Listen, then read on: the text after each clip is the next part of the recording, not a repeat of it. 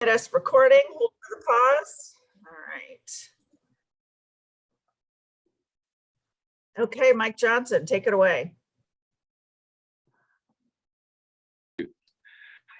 All right, please join me. I pledge allegiance to the flag of the United States of America and to the republic for which it stands, one nation, under God, indivisible, with liberty and justice for all. Thank you. Thanks, Mike. Introduction of new members and guests. There's quite a few new faces. Anyone like to introduce themselves? We got John from the Blood Bank. Hi, John. We got Bill from Lost Coast Communications. Hey, Bill. We got Alex from the Depot Museum. What else we got that's new? I think everybody else knows each other. Pretty much Joanne Center is new on our Zoom. Hey, Joanne. Hi. There's Denise coming in. Yeah, this is a good crowd. Yeah. All right, should I get to my announcement? Go ahead. Yeah. We'll go open ahead. it up. Okay, I see Emily's on, so if she wants to do a little Al Gray parade shout out when I'm done. Gray. Oh, right this second. Yeah. No, take your time. When I'm done, we'll turn it over to the member announcements. Okay. Just wanted to give you a heads up. All right, I'm good here. You finished chewing. Okay, so Holiday Dazzle is in full swing right now, where entries are starting to come in. So friendly reminder, it is open to any business or resident within city limits. It's free to enter, and we've got a prize pool of about $2,500 to give away. So we're excited about that. We're introducing trophies this year, thanks to a sponsorship from Fortuna Grocery Outlet. So I'm excited for that. There'll be little custom plaques with some cute little toppers that we're putting together. You have until the 12th to sign up your home or business. And then online voting starts on the 13th at vote.fortunachamber.com. We've got a bunch of sponsors helping us with the prize pool. So thank you for that. And we've got posters going around town slowly because it's just me. So you'll start seeing posters popping up. And then we'll announce our winners after the first of the year. The Chamber is currently soliciting donations for our California Conservation Corps members for all the hard work that they do over the year for us in our community as well as the county. It's something unique that the Chamber does. Usually we have a little party with stockings and Santa and hot cocoa and cupcakes, but unfortunately COVID has shut the door on that last year and this year. But last year we just dropped off 100 stockings and gift bags to them. And we're going to do that again this year with some cupcakes from the high school culinary arts class. So it's going to be a good time. If you own a business and you would like to donate any branded items like pens, pencils, whatever you got, we just need 100 of them. If you have something else you'd like to donate in the form of a cash donation, we will pool all that money and buy items to fill the stockings with. Single serve food is always a big hit, and candy is also appreciated. But if you have anything in mind, just give me a call here at the Chamber office. We're also looking for extra hands to help with stuffing the stockings. Many hands makes light work. Is that the phrase? Anyway, if you have an hour to spend next week, we're looking at probably Thursday or Friday, stuffing them and then delivering them. Just reach out to me again at the Chamber. What else do we got? Oh, this Friday, the Al Gray Parade. I will let Emily fill us in on all that. Friday is also downtown open house. Many of the merchants are going to be open with holiday specials and activities. I know Cornerstone is doing something special, so I'll let Bailey talk about that. And then there's quite a few merchants that'll be open doing things. We'll have the snow machines. There's going to be live music. The parade's going to announce the winners in downtown this year. So it'll be a lot of fun. There's some characters roaming around at different locations. So it should be a good time. And that starts at 5 and the parade starts at 6:30. What else do I have? River Life Foundation will host a Christmas dinner on the 25th. I'm announcing this early because this is our last Zoom chamber meeting for the year. Woo! So thanks everybody for sticking with us through this virtual world that we live in. So that'll be 1 to 3 on the 25th here at the Veterans Building next to the Chamber office. Again, that's put on by River Life Foundation. It is free, but they do accept donations and they would appreciate those. And then let's see, finally, the River Lodge announced on Friday that they are postponing their January wedding and event fair, unfortunately. So we'll get some more information from them throughout the, next year, whenever they decide to reschedule, and let you guys know. And I think that's all I had. So I'll turn it over to Bailey and she can kick off the member announcements. Cool. Well, Friday downtown open house Cornerstone is going to be hosting a free family Christmas photo. No Santa, but we'll have a Christmas backdrop.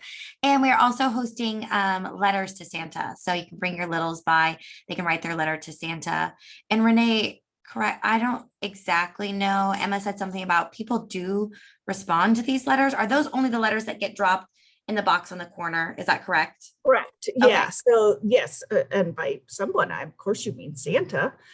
Yes, Santa will pull the letters from the mailbox at some point.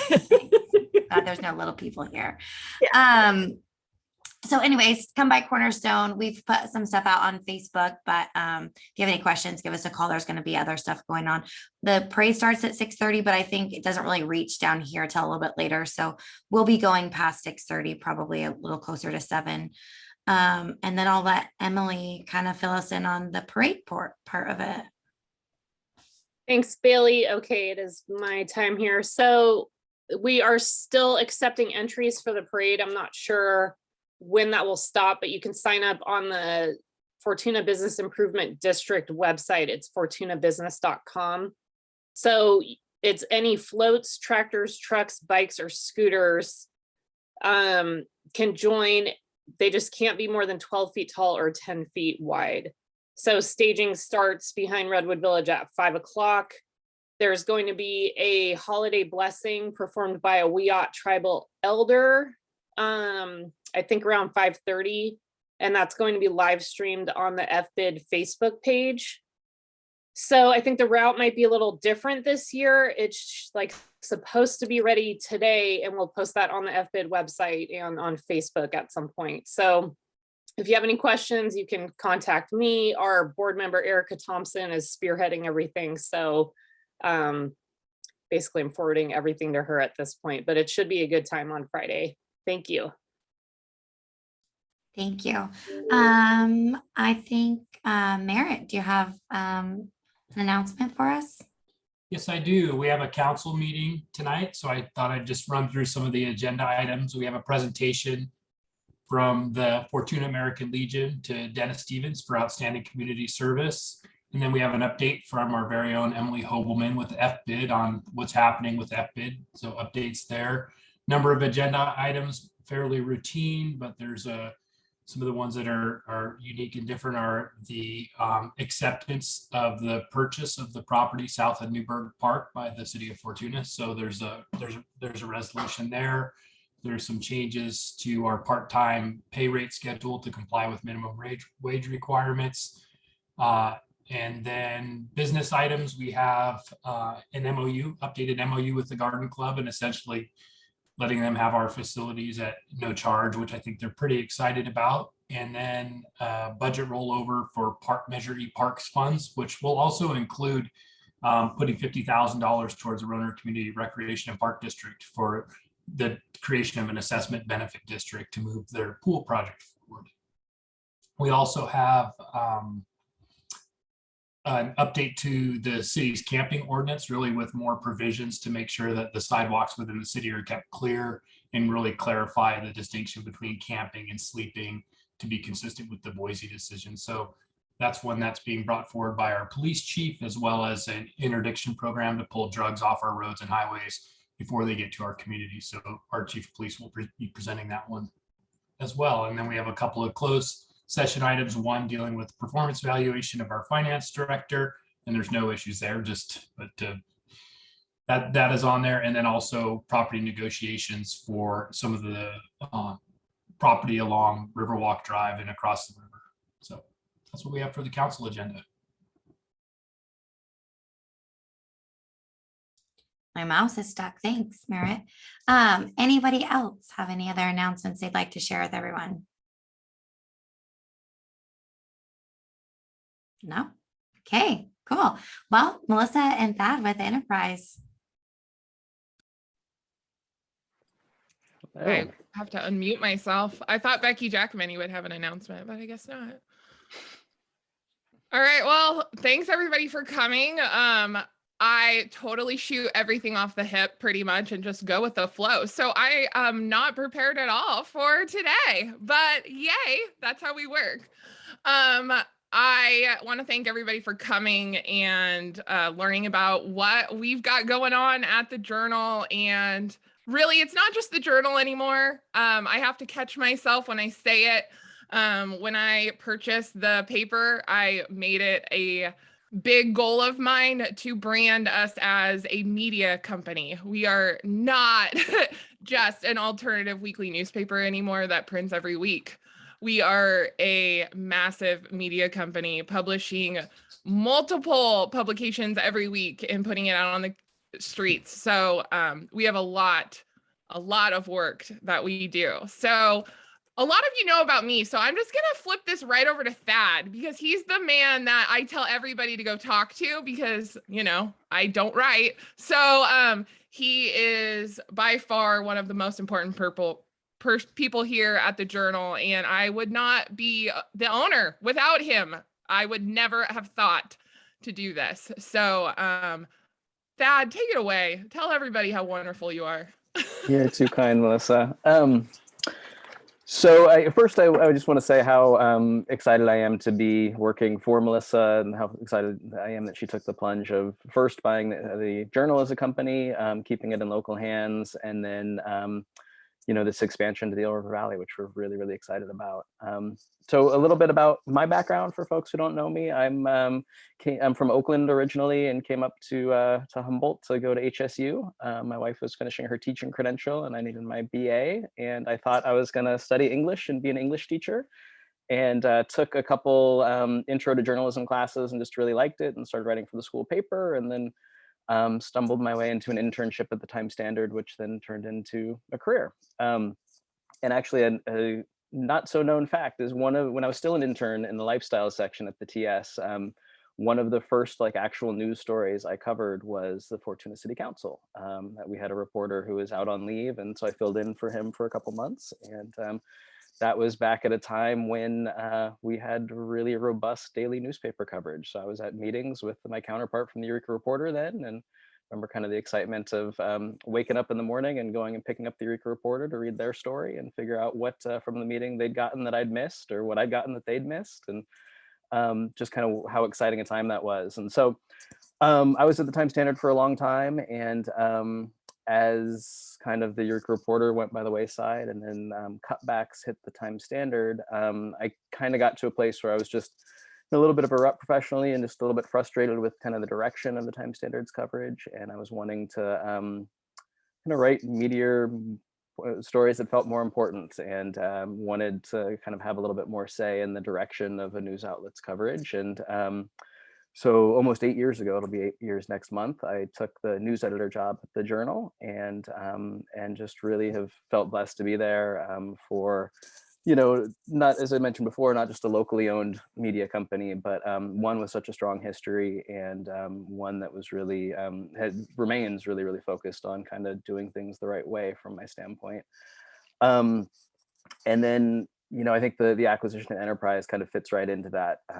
And when I remember the early days when Melissa was first kind of considering it, talking to her about it, and from my standpoint, it was such an exciting opportunity to really, you know, not bring regular news coverage to the Holy River Valley, but kind of restore it. And, you know, I, as I said before, just sat through watching all these cutbacks of the Times Standard, and as that paper's ability to be at kind of the, you know, the bread and butter council meetings and school board meetings and those things fell by the wayside. Then, you know, also watched the same thing happen with the Beacon until it ultimately closed in 2011. And I've just long thought what a just how unfortunate it is that such a, you know, large and important swath of the county was really left without regular news coverage. And so when Melissa started talking about this idea, that was the thing that was really exciting to me.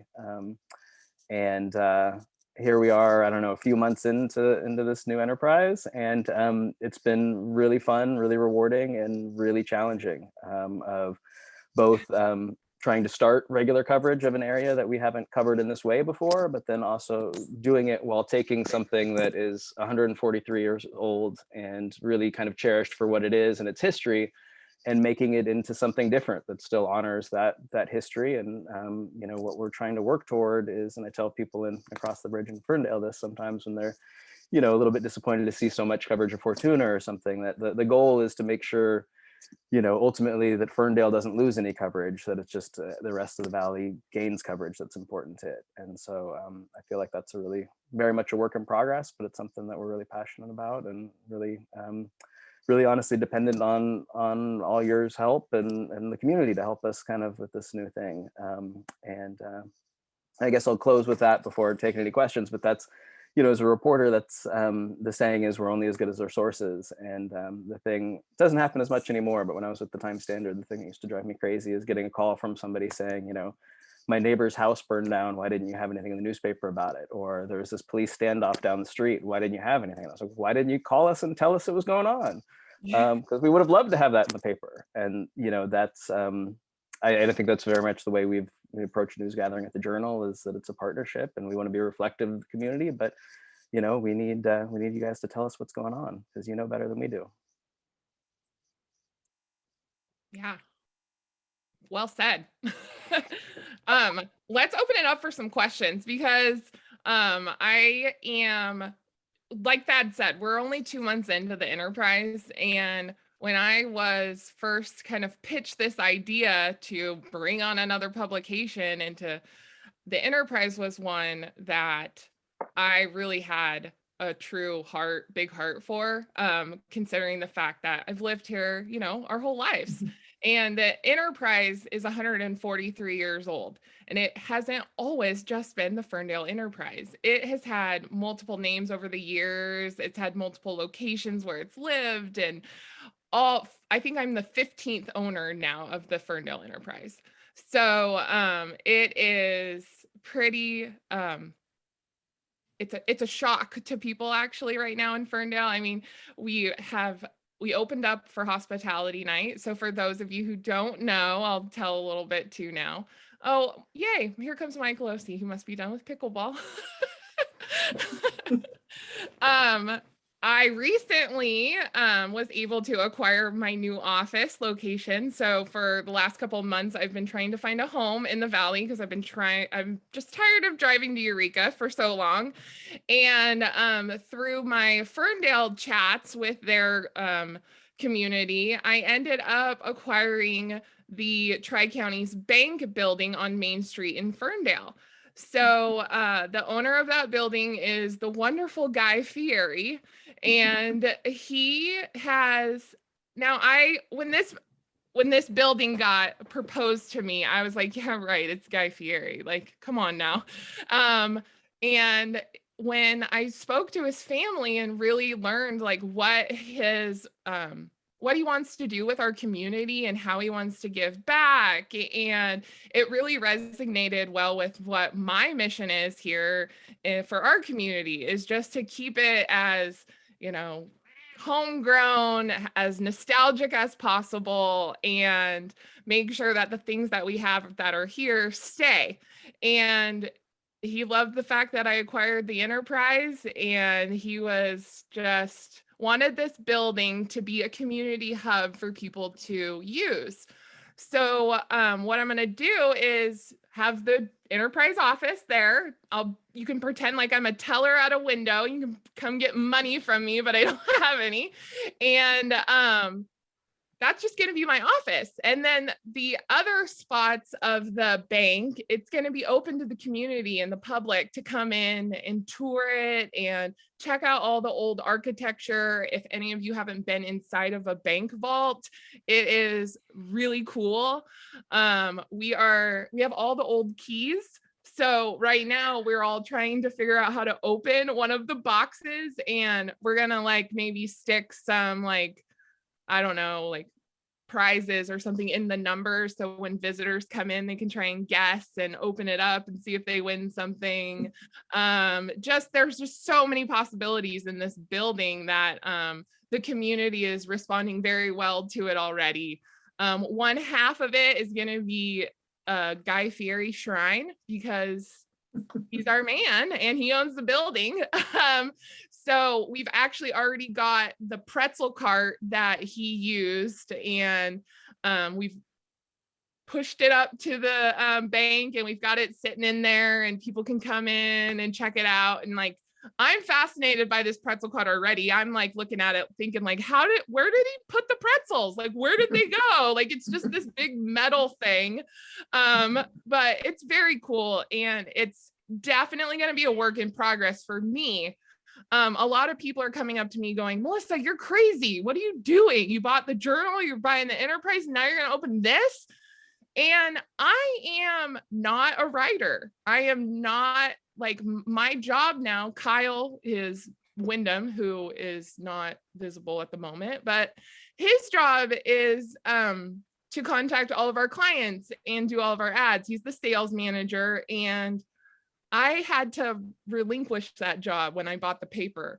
And by me going into this building, I think it gives me more of, I don't delegate well. So this really gives the employees a chance to grow too and become, really professionals in their careers and help clients. So the bank building is going to be a cool new spot for us. And then the other half too is going to be all Humboldt made products all year long.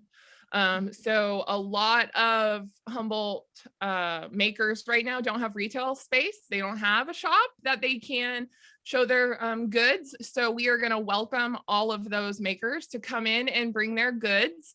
And just like Pearson's has their holiday maker shop right now, we are hoping to have that all year long. So lots of other stuff that's going to come about, but it's just an exciting thing for us. And then we have the publications on top of it. So let's open it up for questions, because everybody wants to tell me what they think that should be in the Enterprise or whatever. So raise your hand and let's get it going. Joanne, let's hear it. Okay. Thank you. It sounds really promising. I'm specifically referring to the Enterprise. Yeah. I have had people in the Seroptimus Club of the Eel River Valley approach me, and so I'm approaching you. Because in the past, we have Girls of the Month every month from Ferndale, Fortuna, and East High. And we have had pretty good coverage with the Times Standard, but the Enterprise would only publish the Ferndale girl. They wouldn't put any others in. So would that be changing? Yes, absolutely. Okay. 100%. We would Glad to love hear that. Thank you. Yeah. Emily, you got your hand up. Yeah, I have two questions for you. So my first question is, when do you plan to get the Enterprise content online? And my second question is, how are you staffing it? Is everyone from the Journal just like covering Enterprise duties right now? Are you hiring new people? What's going on with that? And Okay. Congratulations on your new location. I can't wait to come check it out. Yeah, so nothing really has changed in the terms of journals of our staff. We all have certain jobs that we are accustomed to doing. And with acquiring the Enterprise, we all just kind of are doing a little more. But when 2020, our lovely coronavirus hit, I didn't own the company when COVID hit. So it really kind of, I don't want to say it was a blessing, but it really allowed us to look at the things that we were doing that we didn't need to do that way anymore and save money. Am I on? You turned off your camera. Weird.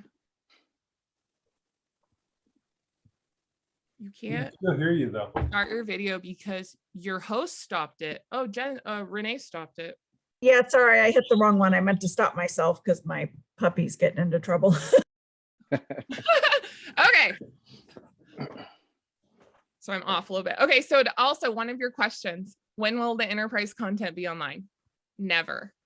That is the answer.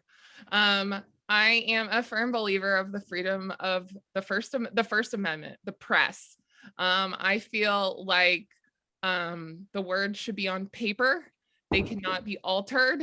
I feel like our journalists need to be paid for their work that they're doing. So I am not a believer in news on the internet. So the North Coast Journal is a different beast because that's a free paper. So why not put it online for free? But when it comes to a paid paper, I mean, you gotta pay to see it. So it also takes extra time and labor and all kinds of funds just to put that content online. We definitely are not caring much at all about the World Wide Web with the internet.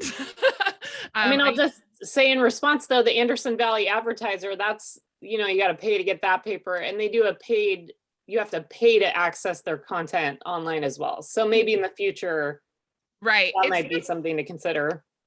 It is though, it's another body. I mean, it really takes time for us to put our journal articles on our website.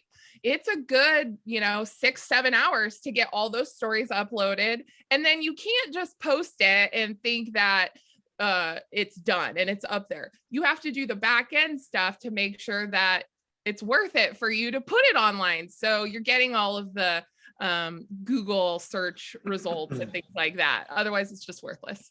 So, but the enterprise for me right now, I mean, gosh, I would say probably the next 3 years, there's no sight of me thinking about putting it online. I'm really, I don't want to say I had to flip it, but we kind of had to flip it.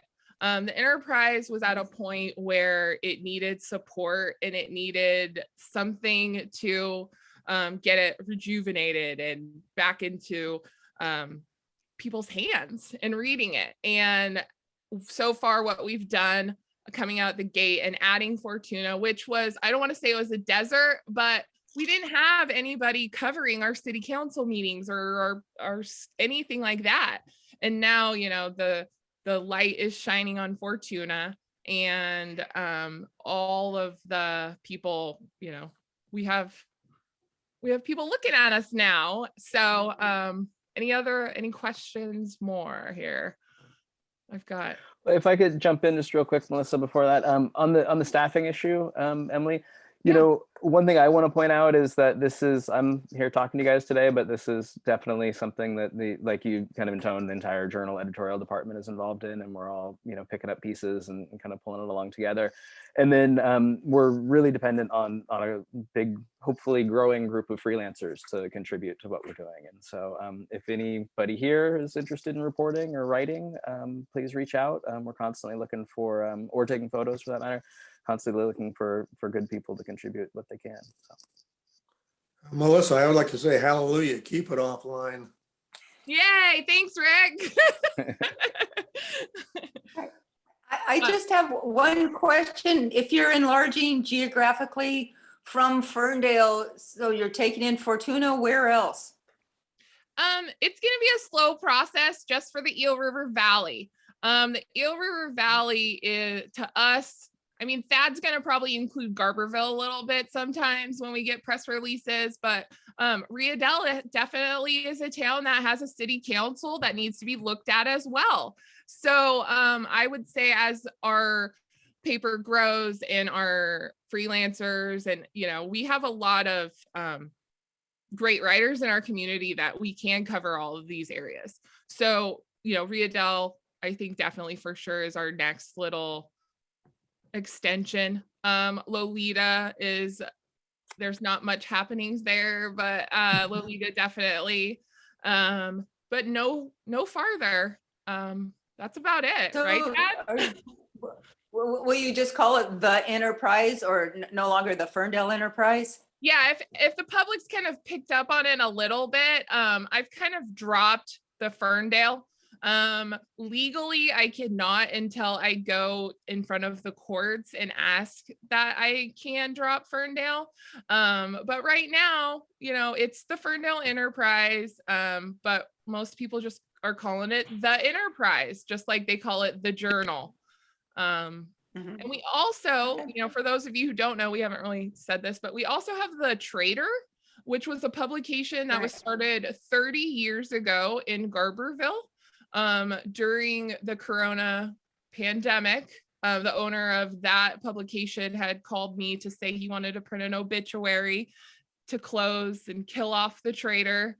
And I didn't sleep very well that night. And I woke up the next day and I called him, and next thing you know, I absorbed it and I hired the owner of the Trader, and now he's one of our employees, and he's a great asset to us. His name is Bruce. He lives down in Garberville. We have the North Coast Journal Inc. We have 22 employees. We have five writers, Thad, full-time writers. Count, and then we have Kyle has 2 sales reps underneath him, Brian Walker and Natalie Passon, that are out in the community. And then our production department is got like a lot. We acquired somebody that we used to work with at the time, Standard, in our production department. So now he is laying out the Enterprise and stuff with all of our other groups. So, we all work together throughout other medias in our 25 years of working in Humboldt County. And now we've all kind of, we're sitting at the Journal and we're all doing these things, and we all learned, what not to do when we worked for these other publications.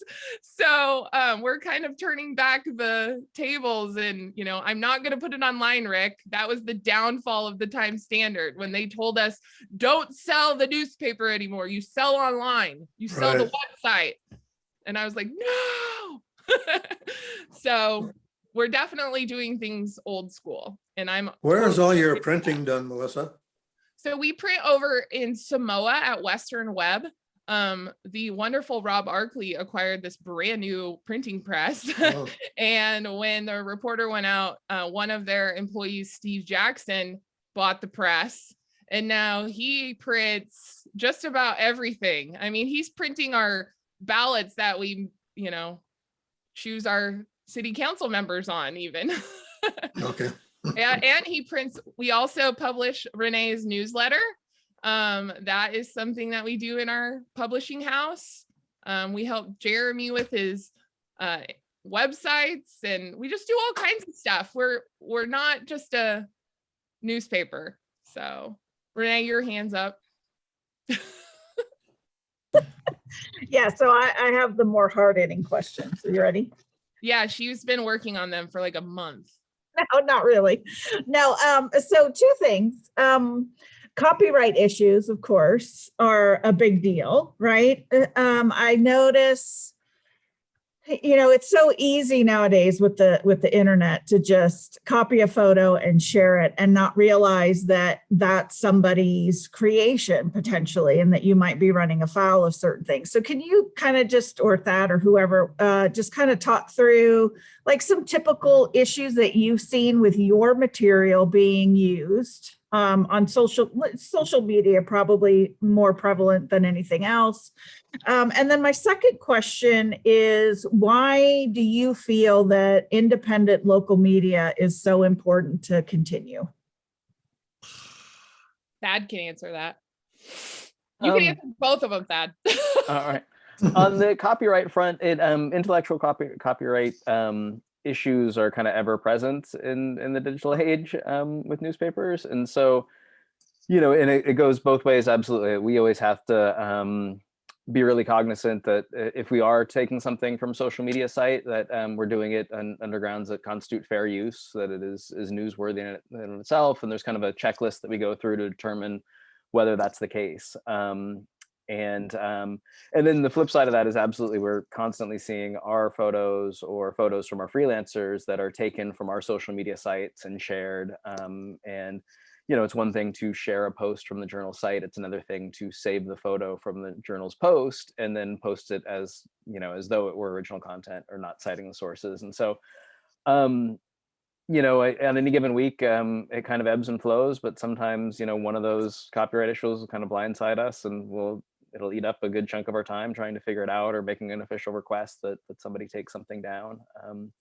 And then, I guess I'd be remiss if I didn't say that, every once in a while an issue crops up of somebody bringing a photo to our attention that is on the journal website from years and years ago that we then, kind of calling its use into question. And then we need to run down and try to figure out where we got this photo 15 years ago and nobody currently in the building was there, and whether in fact we need to take it down and apologize or whether we feel like it was fair use. So those things frankly are a constant headache, but my favorite one, saying people need to pay for the paper, we want to make sure that people are compensated for their work because it is important. So we try to take those issues really seriously.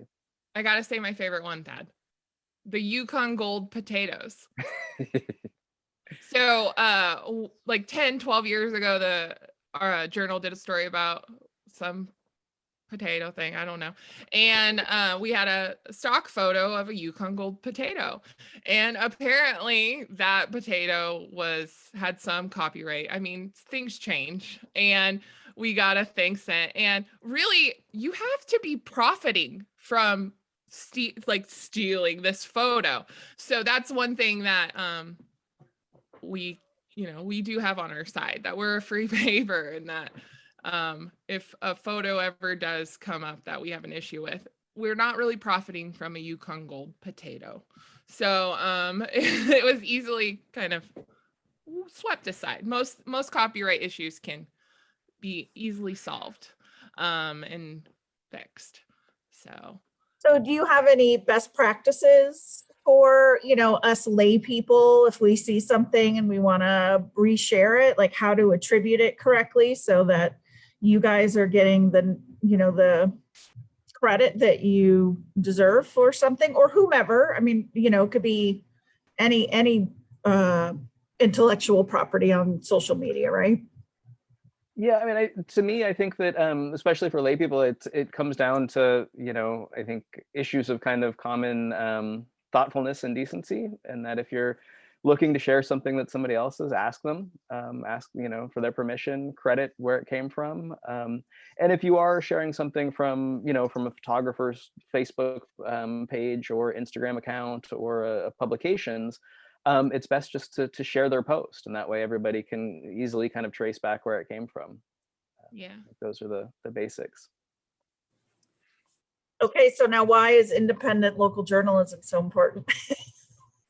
Well, I think for all kinds of reasons, and I could talk for hours and hours about this, but as somebody who has I guess had both experiences of working for a local media company and a national one, is everybody who works in the journal office and profits from what the journal does lives in this community and loves it and is here because we choose to be here and because we care about it. And so, it sounds cliche, but it's the decisions we make as a company are never, based solely on a spreadsheet. And I just kind of, I think we've all, no knock on the good people at the Times Standard who work really, really hard and do an excellent job with the resources they have. But I think we've all kind of seen, the impacts of those kinds of decisions. And I think that, I don't know, I fully believe that Humboldt County is better when the Times Standard is a robust publication that's covering all the communities and fulfilling all the functions that a daily newspaper should. And it's no longer able to do that. And to me, the tragedy in that is that those cuts didn't start because it wasn't profitable. Those cuts started because somebody who lives really far away decided it wasn't quite profitable enough. And that's kind of started the decline that we see. But I think the main thing is, as I said, there's a community investment with local media that I think is important. And it also makes sure that the folks who are making decisions, whether it's about areas of coverage or you know, what events we're going to sponsor, or those kinds of things, are making them with feet on the ground here and with a firm idea of the impacts. Yeah, that was a big thing when our previous owner was looking to sell the journal, is that they had to have people here. The journal couldn't be owned by somebody that was not in Humboldt County. It just wouldn't work. We had multiple people from out of the area actually even come and check out the paper, and they're like, we can't, this won't work for us. You have to have a local person there. Humboldt County is a different beast for all of us. And Thad's probably learned it a lot more quickly than I have, but the enterprise is a different beast. New things that we think are newsworthy in Fortuna are real not newsworthy in Fortuna or Ferndale or vice versa. And it, you know, the news that we are hearing from in the community and we're acquiring, our media house, Thad's got a really good job where he can determine whether this, you know, information that's coming to him is something that, you know, is a big thing that really needs some eyes on it, some deep investigating on it, or if it's something that, you know, it's a holiday dazzle event and we all need to enter. So, you know, there's different scales of these publications that we're putting out, and the print is not dead. I just would like to say that. The amount of subscribers that have been coming forth with the change of the enterprise is beyond my phone in the last week, just since hospitality night, when people are like, what, you're this? It's just been great. So also another little key thing here I wanted to add, Glenn Sinistrero, I see you're hiding. We are going to be working with the schools and helping them put out their own newspaper again. Clint Dewey is at the high school. I've been talking to him for a couple of years now. We just haven't had an advisor yet to kind of take it on. But one of my stipulations with Guy Fieri was that I help the schools and bring back the newspapers in their schools. And I was like, no problem. I'm already doing that. So we really want to invest in our youth and give the kids a chance to, you know, write. And when I was in high school, I did the little Husky beat, and I would write about the sports in the Beacon that happened at the high school, and it just like went away and we don't do it anymore. So I really want to bring all that kind of stuff back. So as you guys are sitting here, if you have ideas of things that you used to see in the papers or you want to see, please let Thad and I know, because as the paper grows, the more pages we add, the more content we're going to need. So it's definitely growing. Do you want to talk about some of your contributing writers that you've had recently, including our very own Alex Service? Yeah, I'll let Thad talk about it, because those are his peeps.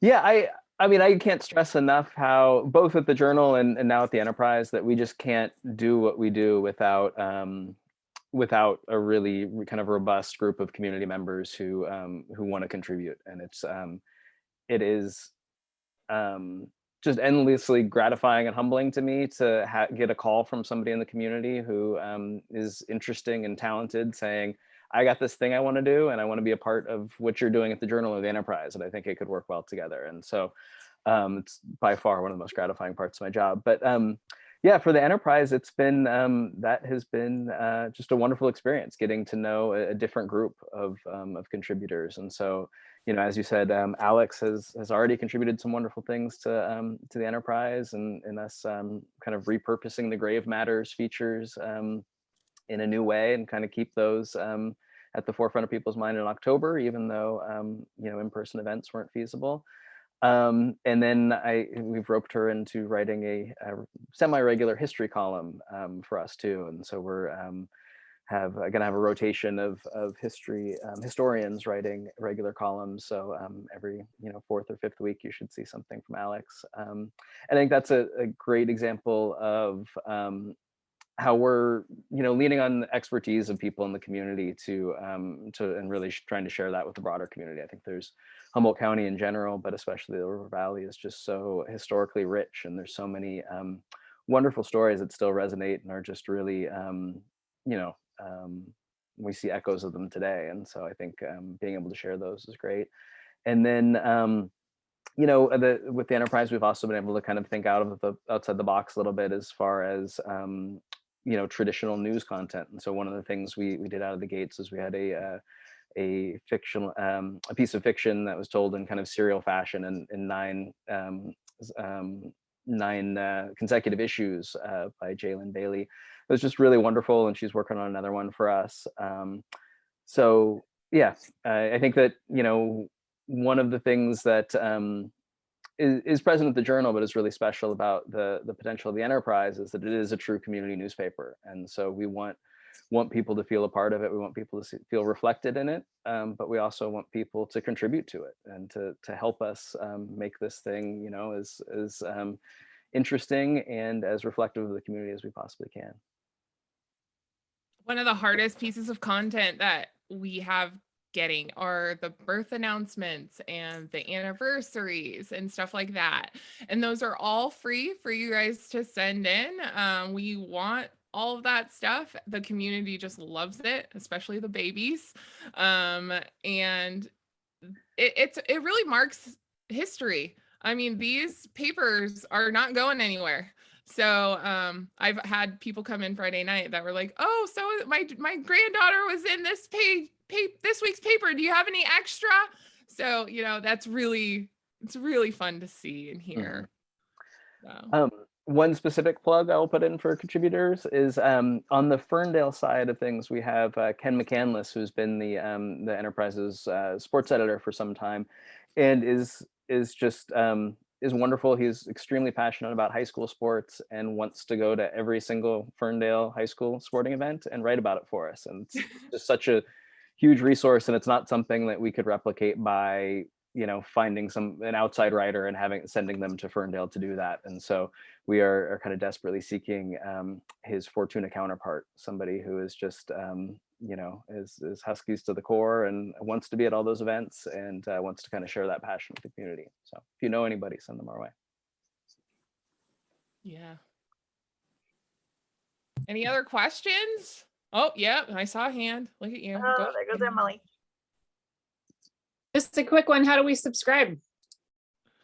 The enterprise.press is our website.